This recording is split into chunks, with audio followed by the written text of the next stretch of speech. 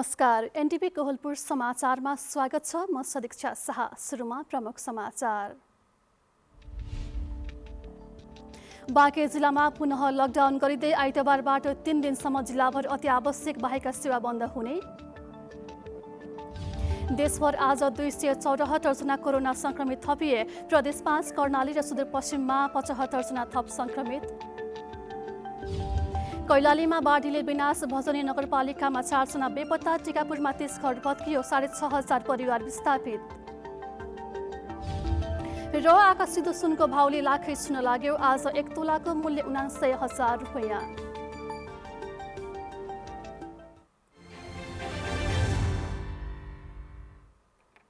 समाचार अब विस्तारमा। बाँके जिल्लामा आइतबारबाट पुनः लकडाउन गरिने भएको छ। जिल्लामा कोरोना भाइरसका संक्रमितहरूको संख्या बढ्न थालेपछि रोकथामका लागि आइतबारबाट 3 दिनसम्म लकडाउन गर्न लागि हो। यो निर्णयसँगै आइतबारबाट 3 दिनसम्म जिल्लामा अति आवश्यक बाहेकका सेवा पूर्ण रूपमा बन्द हुनेछन्। जिल्लामा कोरोना भाइरसको संक्रमणको अवस्थाका बारेमा बिहीबार प्रमुख जिल्ला अधिकारीको अध्यक्षतामा बसेको बैठकले चरणबद्ध रूपमा लकडाउन गर्ने निर्णय गरेको हो। जिल्लाको सिसिएमसीको बैठकले पहिलो चरणमा आइतबारदेखि 3 दिनसम्म अति आवश्यक बाहेकका सबै सेवा बन्द गर्ने गरी जिल्लाभर लकडाउन गर्ने निर्णय गरेको प्रमुख जिल्ला अधिकारी रामबहादुर कुरुङबाङले जानकारी दिनुभयो। अवस्था हेरेर लकडाउनको अवधि थपघट हुन सक्ने प्रमुख जिल्ला अधिकारी कुरुङबाङले बताउनुभयो। पछिल्लो दिनहरूमा चाहिँ यो बाँके जिल्लामा समुदाय स्तरमै अब पोजिटिभ केसहरू चाहिँ बढेको देखियो। अहिले चाहिँ आज मात्रै चाहिँ पछिल्लो अपडेट अनुसार चाहिँ 27वटा पोजिटिभ केस चाहिँ देखेको छ। त्यो चाहिँ क्वारेन्टाइनमा बसेको होइन, त्यो कर कार्यालयमा देखेको छ। 9वटा केस देखेको छ र बाहिर चाहिँ हाम्रो त्रिभुवन त्यो भिडभाडमा कन्ट्याक्ट ट्रेसिङ गरेको थियो हामीले, त्यहाँनिर पनि देखेको छ। जम्मा टोटल 27वटा देखेको छ र अब पछि पनि बढ्ने जस्तो सङ्केतहरू आएको छ। त्यस कारण चाहिँ यो कम्युनिटी लेभलमा बढ्दाखेरि चाहिँ धेरै यो डरलाग्दो अवस्थाहरू आउँछ। त्यस कारण हामीले के गरेछौँ भन्दाखेरि अब आइतबारदेखि अब 2 दिन त टाइम दिनु पऱ्यो। आइतबार, सोमबार, मङ्गलबार चाहिँ हामीले अत्यावश्यक सेवा बाहेकको सबै सेवाहरू चाहिँ बन्द गर्ने भनेर चाहिँ जिल्लाको सिसिएमसी बैठकले निर्णय गरेको छ। त्यसपछि पनि अब हामी कन्ट्याक्ट ट्रेसिङ यो पिसिआरको दायराहरू चाहिँ बढाउँछौँ। अब त्यतिखेरको रिजल्टहरू पनि यस्तै नै आइराख्यो भने चाहिँ अब हामीले अझै यो निषेध आज्ञालाई चाहिँ बढाउनु पर्ने जस्तो हुन्छ। बाँकेको यातायात व्यवस्था कार्यालय तथा राजस्व कार्यालयका केही कर्मचारीहरूलाई समेत कोरोना संक्रमण पुष्टि भएको छ। समुदायमा समेत संक्रमण फैलिएको आशंकामा सिसिएमसीको बैठकले जिल्लाभर लकडाउन गर्ने निर्णय गरेको हो। बिहिबार नै बसेको सिसिएमसीको बैठकले बाँके जिल्लामा आइसोलेसनको संख्या थप गर्ने निर्णय पनि गरेको छ। निजामती कर्मचारीहरू समेत संक्रमित भएपछि आन्तरिक राजस्व कार्यालयलाई नै निजामती आइसोलेसन बनाउने तयारी बाँके जिल्ला प्रशासनले गरेको छ। यसैबीच आन्तरिक राजस्व कार्यालय बाँकेका थप 3 जनामा कोरोना संक्रमण पुष्टि भएको छ। यस्तै जिल्ला अदालत बाँकेका 1 जना कर्मचारीलाई पनि कोरोना संक्रमण पुष्टि भएको जिल्ला जनस्वास्थ्य कार्यालय बाँकेले जानकारी दिएको छ। यातायात कार्यालय र यो त्रिभुवनचोकको मिठाई पसलहरूमा पोजिटिभ केस देखिसकेपछि त्यहाँको ती केसहरूसँग सम्बन्धित व्यक्तिहरू, कन्ट्याक्ट ट्रेसिङमा परेका व्यक्तिहरू 115 प्लस 64 64 जना हुनुहुन्थ्यो। त्यहाँहरूको स्याम्पल कलेक्सन गर्दाखेरि अब पोजिटिभ सङ्ख्या 27वटा आएको छ। नेपालमा कोरोनाको संक्रमण देखिएसँगै हटस्पट बनेको बाँकेले नियन्त्रणमुखी कदम चाल्दै जित हासिल गरेको थियो। तर लकडाउन हटेसँगै मानिसहरूको असावधानीपूर्ण चहल पहलले फेरि एकपटक जिल्लालाई झस्काएको छ। समुदायमा नै कोरोना संक्रमण फैलिएको हो कि भन्ने आशंकामा अहिले परीक्षणको दायरा बढाइएको छ। यस्तो बेलामा सबैले सुरक्षा र सतर्कताका उपाय अपनाएर आफू र आफ्नो समुदायलाई सुरक्षित बनाउनु सबैको दायित्व हो। नवीन नेपाली, एनटिभी कोहलपुर। लकडाउन हटेपछि नयाँ संक्रमित थपिने क्रम बढिरहेको छ। आज पनि देशभर 274 जनामा भाइरसको संक्रमण पुष्टि भयो। यता प्रदेश 5 कर्णाली र सुदूरपश्चिममा 75 जना नयाँ संक्रमित थपिएका छन्। सरकारले लकडाउन खोलेपछि नयाँ सङ्क्रमित थपिने क्रम झन् बढेर गएको छ। पछिल्लो 24 घण्टा यता नेपालमा थप 274 जनामा कोरोना भाइरसको सङ्क्रमण पुष्टि भएको छ। देशका विभिन्न प्रयोगशालामा गरिएको परीक्षणका क्रममा सङ्क्रमण पोजिटिभ देखिएको स्वास्थ्य तथा जनसङ्ख्या मन्त्रालयका प्रवक्ता डाक्टर जागेश्वर गौतमले बताउनुभयो। आज थपिएका सहित नेपालमा सङ्क्रमितको सङ्ख्या 19,547 जना पुगेको छ। पछिल्लो 24 घण्टामा थप 227 जना कोरोना सङ्क्रमण मुक्त भएका छन्। यो सहित नेपालमा हालसम्म 14,248 उपचारपछि निको भएका छन्। हाल 5,227 जना सङ्क्रमितको उपचार भइरहेको छ। 13,201 जना क्वारेन्टाइनमा छन् भने हालसम्म नेपालमा 52 जना कोरोना सङ्क्रमितको मृत्यु भएको जानकारी मन्त्रालयले दिएको छ। प्रदेश विवरण अनुसार प्रदेश 5 मा सबैभन्दा बढी 44 जना थप सङ्क्रमित भेटिएका छन्, जसमध्ये बाँकेमा 22 जना, बर्दियामा 6, रूपन्देहीमा 4, दाङ र प्युठानमा 2 जना र कपिलवस्तु, अर्घाखाँची र नवलपरासीमा 1 जना सङ्क्रमित थपिएका छन्। आज थप भएका 44 सहित प्रदेशमा सङ्क्रमितको सङ्ख्या 4,276 पुगेको छ। 301 जना अझै आइसोलेसनमा छन् भने 3,918 जना सङ्क्रमित निको भएर घर फर्किएका छन्। कर्णाली प्रदेशमा 22 जना नयाँ सङ्क्रमित थपिएका छन् भने आज 15 जना निको भएर घर फर्किएका छन्। अहिले पनि 234 जना बिरामी आइसोलेसनमा छन्। यस्तै सामाजिक विकास मन्त्रालय सुदूरपश्चिमका अनुसार प्रदेशमा 9 जना सङ्क्रमित थपिएका छन्। यो सँगै प्रदेशमा कुल सङ्क्रमितको सङ्ख्या 4,266 पुगेको छ। नवीन नेपाली, एनटिभी, कोहलपुर। कपिलवस्तुको बाणगङ्गा र शिवराज नगरपालिकामा कोरोना सङ्क्रमित बढेका छन्। जिल्लाका 10 स्थानीय तहमध्ये 8 स्थानीय तह कोरोना सङ्क्रमण मुक्त हुँदा बाणगङ्गा र शिवराज नगरपालिकामा सङ्क्रमित भेटिएका हुन्। स्वास्थ्य कार्यालय कपिलवस्तुको पछिल्लो तथ्याङ्क अनुसार शिवराज नगरपालिकामा सबैभन्दा बढी 36 जना कोरोनाका सङ्क्रमित भेटिएका छन्। तीमध्ये 13 जना समुदाय स्तरका सङ्क्रमित हुन्। यस्तै बाणगङ्गाका 7 जना दोस्रो मुलुकबाट आएको बताइएको छ। स्वास्थ्यका अधिकारीले कोरोना सङ्क्रमण समुदायमा पनि फैलन सक्ने खतरा कायम रहेको बताउँदै परीक्षणको दायरा बढाउन तथा सावधानी अपनाउन आग्रह गरेका छन्। सरकारले करिब 4 महिनापछि लकडाउन हटाएको छ। लकडाउन हट्नु भनेको सङ्क्रमणको अवस्था अन्त्य भएको नभई अझ सतर्क रहनुपर्ने अवस्था भएको सरकारले बताइरहेको छ। तर कतिपय सार्वजनिक स्थलहरूमा सावधानी नअपनाइदिँदा सङ्क्रमणको जोखिम छ नै बढिरहेको छ। बाँकेको कोहलपुर नेपालगञ्ज बजार क्षेत्रमा पहिले सावधानीका उपायहरू अपनाइए पनि अहिले लकडाउन हटेसँगै सजग नभएको जस्तो देखिन्छ। सङ्क्रमणको जोखिम रहिरहँदा सार्वजनिक यातायात, बैंक तथा वित्तीय संस्था लगायत विभिन्न सरकारी एवं गैर सरकारी कार्यालयहरू र सडक बजारमा सुरक्षा सतर्कताका उपायहरू अपनाएका छन्। अहिले लकडाउनको पछिको पिरियडमा अफिस खोल्दाखेरि बाहिर सोसल डिस्टेन्सिङ राखेर भित्र एक जनालाई मात्रै प्रवेश गराएर सेवा दिइरहेको छ। बाहिर बस्ने उसलाई साबुन पानी अनि हात धुने व्यवस्था पनि गरेका छौँ। भित्र आउँदाखेरि सेनिटरीको पनि व्यवस्था गरेका छौँ। तर कतिपय स्थानहरूमा कोरोना भाइरसको सङ्क्रमणबाट बच्न आवश्यक सुरक्षा सतर्कता अपनाएको भनिए पनि त्यो व्यवहारमा भने त्यति लागू गरेको देखिँदैन। सङ्क्रमण समुदायमा नै फैलिसकेको भन्ने आशंकाका बीचमा सामान्य असावधानीले पनि ठुलै जोखिम निम्त्याउन सक्छ। देशका केही सहरहरूमा पुनः लकडाउन र निषेधाज्ञा लगाइएको सन्दर्भ यस्तै असावधानीका कारण सृजना भएको हो। त्यसैले विश्वमै महामारीको रूपमा फैलिएको कोभिड-19बाट बच्न सम्पूर्ण क्षेत्रबाट आवश्यक सुरक्षा सतर्कता अपनाउन सरकारले भने जस्तै सबैले सचेतता र सतर्कता अपनाउनु अनिवार्य छ। अन्जु चौधरी, एनटिभी, कोहलपुर। लकडाउन हटेसँगै मानिसहरूको चहल पहल बढेको सन्दर्भमा हामीले अझ बढी सुरक्षा सतर्कता अपनाउन आवश्यक रहेको विज्ञ र चिकित्सकहरूले पटक पटक भनिरहेका छन्। तर हामी आफै भने यसमा कतिको सहज छौँ त? यसै सन्दर्भमा हामीले बाँकेको कोहलपुर क्षेत्रका सर्वसाधारणलाई तपाईँ सार्वजनिक ठाउँहरूमा जाँदा के कस्तो सावधानीका उपायहरू अपनाइरहनु भएको छ भनेर सोधेका छौँ। हेरौँ उनीहरूको भनाइ।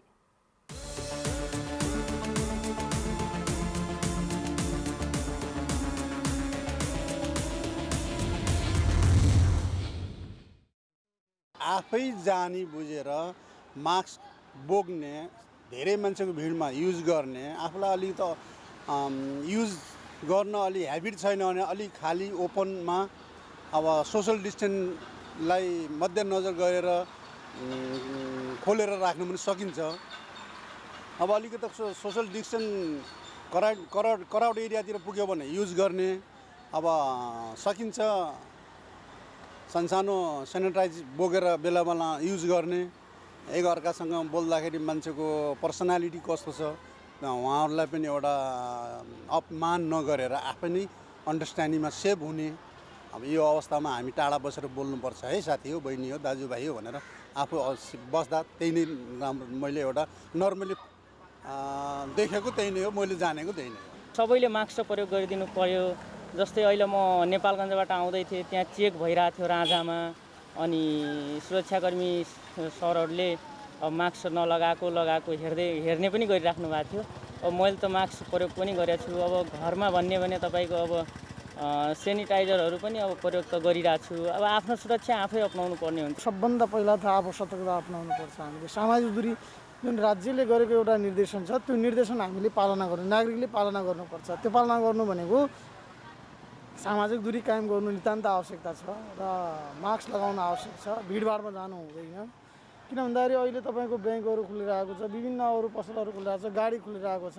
यसमा पनि जुन खालको अहिले सतर्क अपनाउनुपर्छ त्यो अपनाएको जस्तो देखिँदैन। किन भन्दाखेरि अब मान्छेहरू हिजो 3-4 महिनाभित्र बसेका थिए, तब बाहिर आउँदा 81 मान्छे बाहिर आइरहेको छ। उनीहरूलाई सामाजिक दूरीको सन्दर्भमा अझै पनि अनभिज्ञता जस्तो मान्छु मैले वास्तवमा भने। हामी सचेत नागरिकले के गर्नुपर्छ भने सामाजिक दूरी कायम गरेर तपाईँको मास्कहरू भयो, सेनिटाइजरहरू भयो, होइन, सबभन्दा मान्छेसँग नजिक नहुने त हो नि सामाजिक दूरी कायम भनेको। त्यो हुनुपर्छ जस्तो मलाई लाग्छ। घरबाट बाहिर जाँदाखेरि त हामी यतिकै हिँड्छौँ मास्क लगाएर, होइन।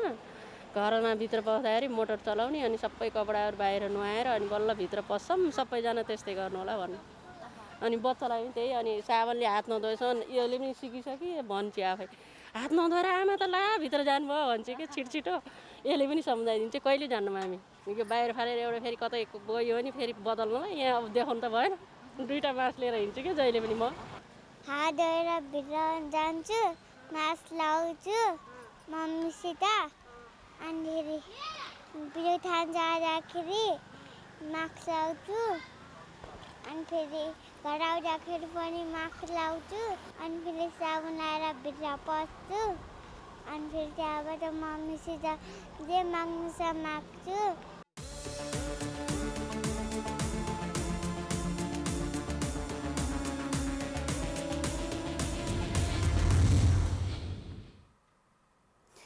जिल्ला अस्पताल डोटीमा कोरोना परीक्षण गर्ने पीसीआर मेसिन पुगेपछि केही दिनमै कोरोना परीक्षण जिल्लाबाटै सुरु गरिने भएको छ। सुदूरपश्चिम प्रदेश सरकारको सहयोगमा कोरोना परीक्षण गर्ने मेसिन आइसकेको केही दिनबाटै परीक्षण सुरु गरिने अस्पताल व्यवस्थापन समितिका अध्यक्ष एकीराज जोशीले बताउनुभयो। पीसीआर मेसिनका लागि आवश्यक पर्ने भौतिक संरचना तयार भइसकेको र अब मेसिन जडान गर्ने कार्य सम्पन्न भएपछि तत्काल कोरोना संक्रमण परीक्षण सुरु गरिने। हाल बन्दै गरेको परीक्षण केन्द्रमा changing room, sanitizing room, rest room र ल्याब लगायतका भौतिक संरचनाको निर्माण कार्य भइसकेको छ। यसअघि कोरोना परीक्षण गर्ने पीसीआर मेसिन नहुँदा थ्रोट स्वाब परीक्षणका लागि धनगढी, काठमाडौँ लगायतका ठाउँमा पठाउनु पर्ने बाध्यता थियो।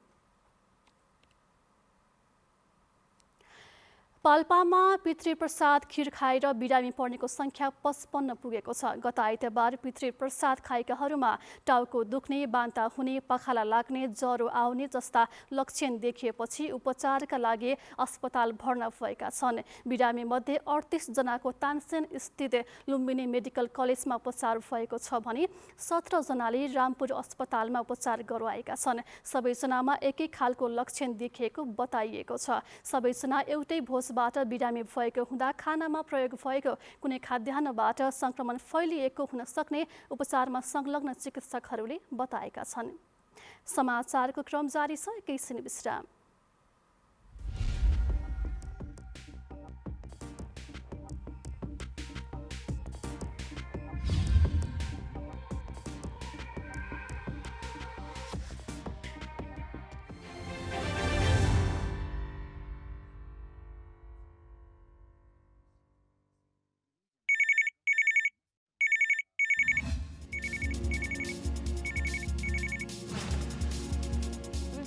every Saturday after 5 p.m. news only on NTV Kohalpur.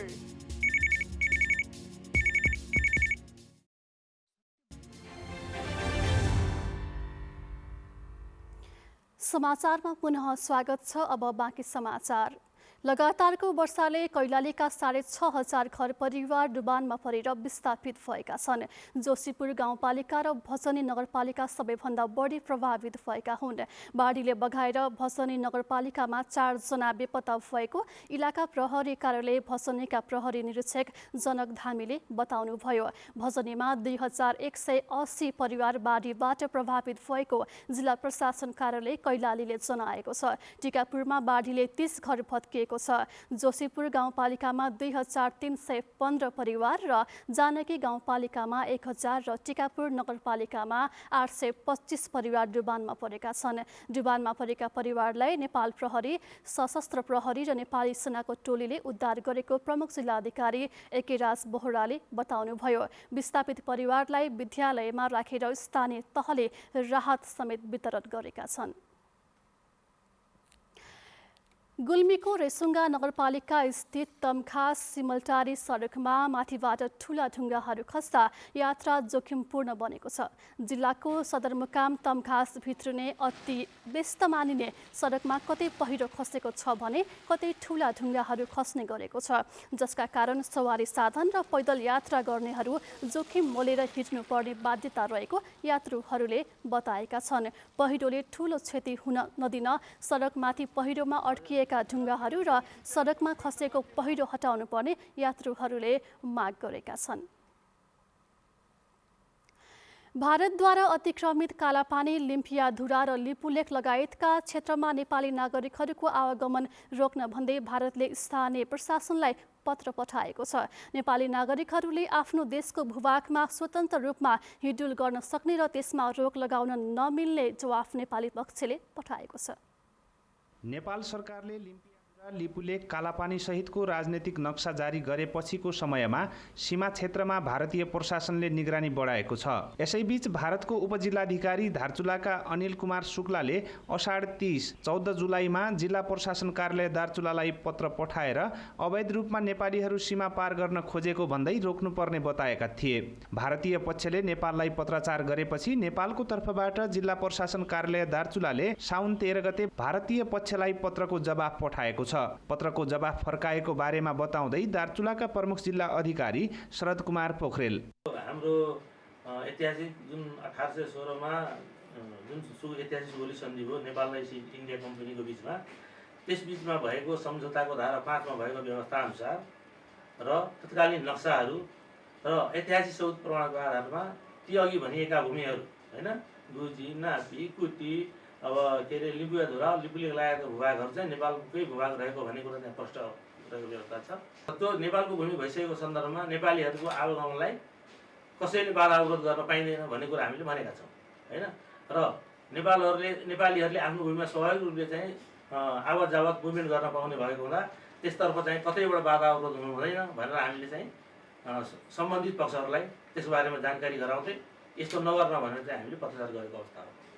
भारतीय पक्षले लिम्पियाधुरा, लिपुलेक, कालापानी क्षेत्रलाई आफ्नो भन्दै निगरानी बढाइरहेको छ। यता नेपालतर्फ रहेको सीमा नजिकका गाउँहरू छाङ्रू र तिङ्करका स्थानीयहरूको आफ्नै समस्या छ। नेपालबाट सीमा क्षेत्रसम्म पुग्न बाटोघाटो छैन।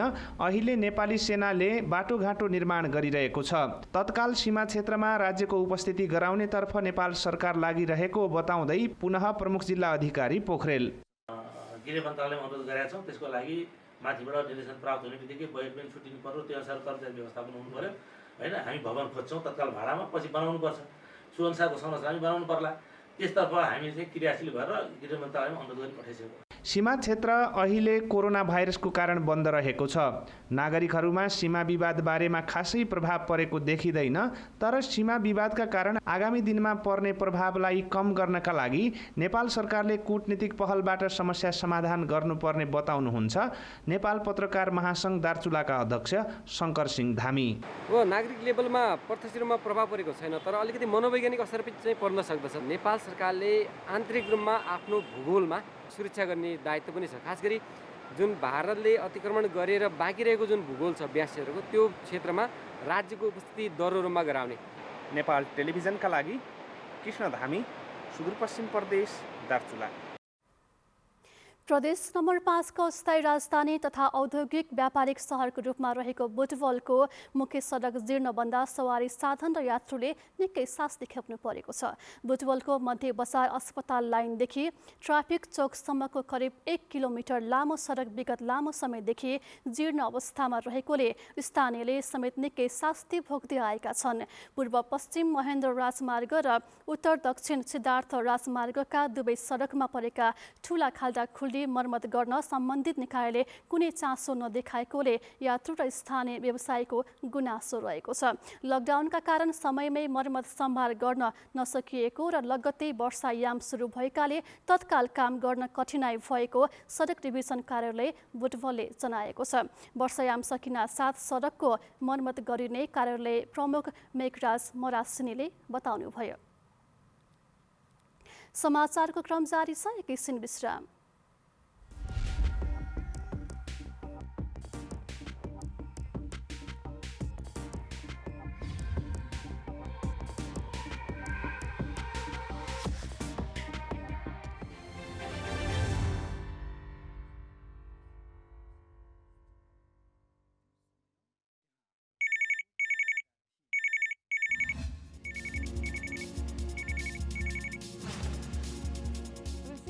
Every Saturday after 5 p.m. news only on NTV Kohalpur.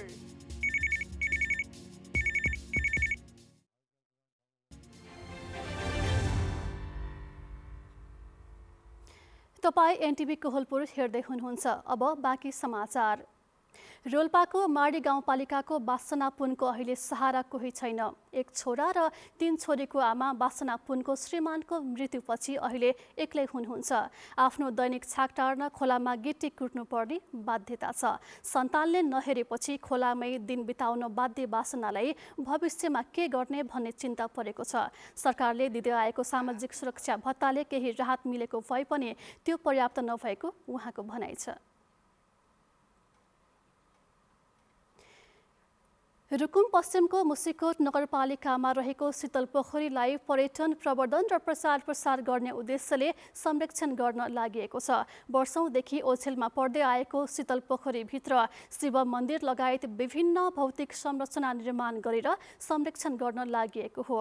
पोखरी संरक्षणका लागि पोखरीभित्र शिव मन्दिर निर्माण गरिएको छ। पर्यटनको सम्भावना हुँदा हुँदै पनि वर्षौंदेखि ओछेलमा परेको शीतल पोखरीलाई स्थानीय सरकारले पर्यटन क्षेत्रको रूपमा विकास गर्न लागेको वडा नम्बर 4 का वडा अध्यक्ष निर्मल कुमार पुनले बताउनुभयो।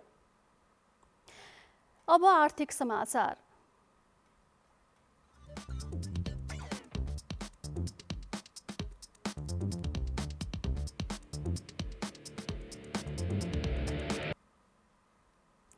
कर्णाली प्रदेशको भूमि व्यवस्था कृषि तथा सहकारी मन्त्रालयले गत आर्थिक वर्षमा 77% बजेट खर्च गरेको छ। मन्त्रालयले वीरेन्द्रनगरमा आजदेखि सुरु गरेको तेस्रो चौमासिक तथा वार्षिक प्रगति समीक्षा गोष्ठीमा गत वर्ष 77% बजेट खर्च गरेको हो। गत आर्थिक वर्ष मन्त्रालयको 2 करोड 75 करोड र सङ्घबाट प्राप्त 66 करोड बजेट मध्ये 77% बजेट खर्च गरिएको मन्त्रालयका प्रवक्ता हरि पण्डितले बताउनुभयो। जिल्लागत रूपमा कार्यालयहरूले गरेको प्रगति र काम गर्दा भएका चुनौतीहरूबारे छलफल गर्न समीक्षा गोष्ठी सुरु गरिएको पनि पण्डितले बताउनुभयो। अघिल्ला वर्षहरूमा तुलनामा गत वर्ष मन्त्रालयको बजेट खर्च सन्तोषजनक रहेको प्रवक्ता पण्डितको भनाइरहेको छ।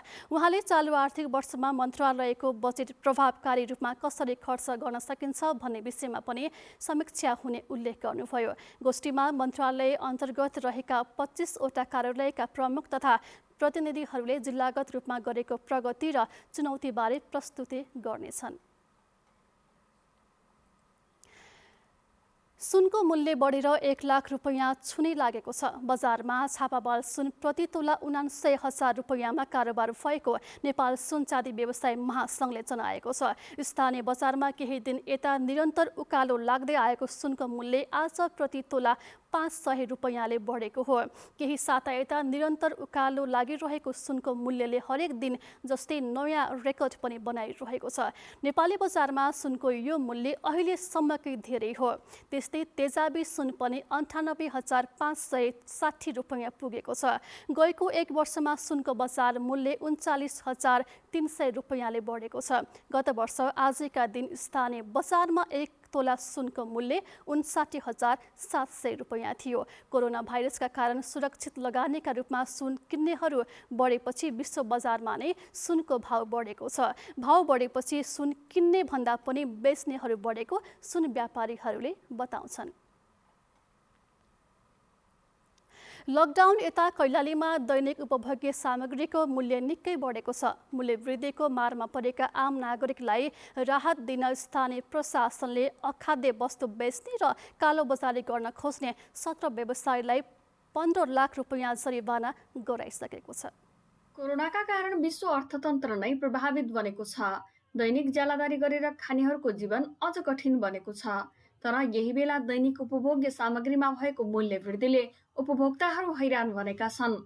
चामल तेल मात्रै होइन, तरकारीको मूल्य झनै आकाशिएको उपभोक्ताहरूको गुनासो छ। अहिलेको समयमा हेर्दा त हामीहरूको खाद्यान्न भयो, यो माछा मासु अन्डाहरू भयो, तरकारीहरूमा त लगभग त्यही अब 35% नै बढी हरेक चिजहरूमा बढी भएर खाद्यान्न सबै चिजमा मूल्य चाहिँ वृद्धि भएको छ। मान्छेको आम्दानी आय स्रोत चाहिँ एकदमै निम्न भएर मान्छेले छाक टार्न नै गाह्रो भइरहेको अवस्था छ। आम्दानी शून्य भएका बेला व्यापारीहरूले गरेको मूल्य वृद्धिले विपन्न नागरिकहरू बढी मारमा परेका छन्। पसल सञ्चालकहरूले भने उत्पादकबाटै मूल्य वृद्धि भएर आएकोले आफूहरूले सोही मूल्यमा सामग्री बिक्री वितरण गरिरहेको बताएका छन्। धनगढीका स्थानीय किराना पसल सञ्चालक मोहन कपाडे मान्छेहरूले बुझ्दै गए अन्डा र मासु त असाध्यै आवश्यक रहेछ शरीरका निमित्त बुझेपछि एकदमै त्यसको बिक्री बढ्यो। त्यो बिक्री बढ्दाखेरिमा अनि केही मात्रामा अन्डाको रेट केही मात्रामा होइन अहिले त चर्को नै छ। लगभग 2800 रुपियाँ कार्टुन अन्डाको पर्छ। हेर्नुहोस् त्यति महँगो बढेको छ। 1600-1700 रुपियाँ कार्टुन अन्डा पाइन्थ्यो पेटी, अहिले त्यति महँगो भएको छ। चिनी पनि 5 रुपियाँ प्लस भएको छ किलोमा। तेल तोरीको तेलमा वृद्धि भएको छ अलिकति, झन्डै 100 रुपियाँ कट्टा यो वृद्धि भएको छ। मध्यम चामल अनुगमन गर्ने निकाय सक्रिय नहुँदा खाद्य सामग्रीमा चर्को मूल्य वृद्धि भइरहेको उपभोक्ताहरूको गुनासो छ। तर वाणिज्य आपूर्ति तथा उपभोक्ता संरक्षण कार्यालय धनगढीका प्रमुख भने आफूहरू दैनिक जसो अनुगमनमा गइरहेको बताउनुहुन्छ। प्याजहरू 28 रुपियाँ किलोसम्मको र आलुहरू 48 रुपियाँ किलोसम्मको उहाँहरूले बिक्री गरेको देखियो। त्यो कुखुराको मासु विक्रेताले 300 रुपियाँमा उसले खरिद गरेको बिलहरू देखियो र उसले होलसेलमा 400 र खुद्रामा 450 बेचेको भन्ने कुराहरू बुझ्यो। तरकारीको मूल्य लकडाउन पछि मात्रै दोब्बरले बढेको छ। महँगीको मार व्यापारीलाई भन्दा जनतालाई परेको छ। तर यो बेला स्थानीय तह प्रशासन र अन्य अनुगमन गर्ने निकायहरू सक्रिय बन्न नसकेको सर्वसाधारणहरूले बताएका छन्। निर्मला खडायत, एनटिभी कोहलपुर, सुदूरपश्चिम प्रदेश, कैलाली। अब खेलकुद समाचार।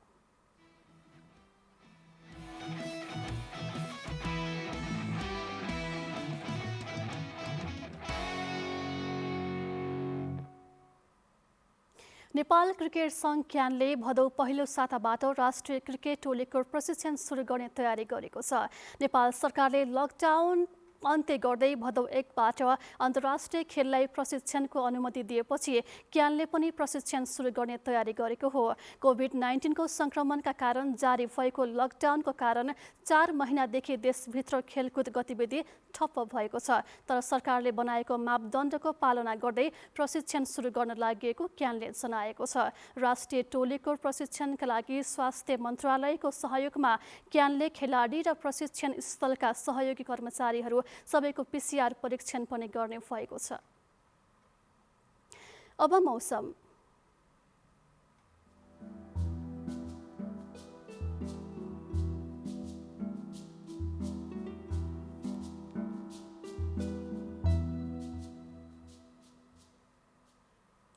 आज न्यूनचापीय रेखा नेपालको पूर्व नजिक रहेकाले मनसुन पूर्व र मध्य भागमा बढी सक्रिय भएको जल तथा मौसम विज्ञान विभागले जनाएको छ। धेरै जसो स्थानमा मौसम बदली भए पनि भारी वर्षा भने 1-2 स्थानमा मात्रै हुने सम्भावना छ। आज राति र भोलि प्रदेश नम्बर 5 र सुदूरपश्चिम प्रदेशमा बढी मनसुन सक्रिय हुने मौसम पूर्वानुमान महाशाखाले जनाएको छ। अन्य प्रदेशमा पनि मौसम बदली भए केही स्थानमा भारी वर्षाको सम्भावना रहेको जनाइएको छ। अब मौसम सम्बन्धी थप विवरण।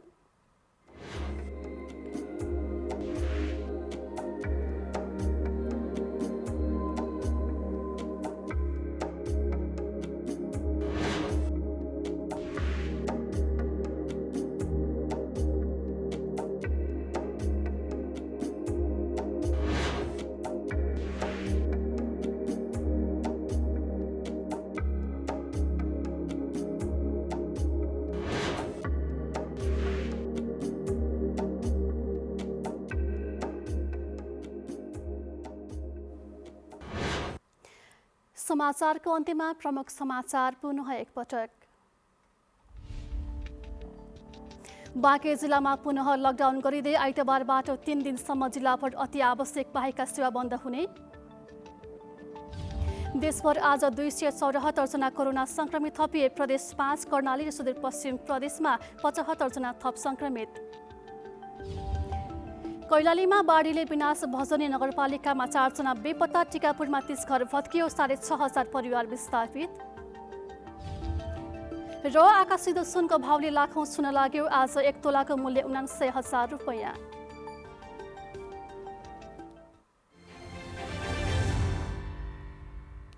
हवस् त अहिलेलाई समाचारको सिलसिला यति नै। बिदा दिनुहोस्। नमस्कार।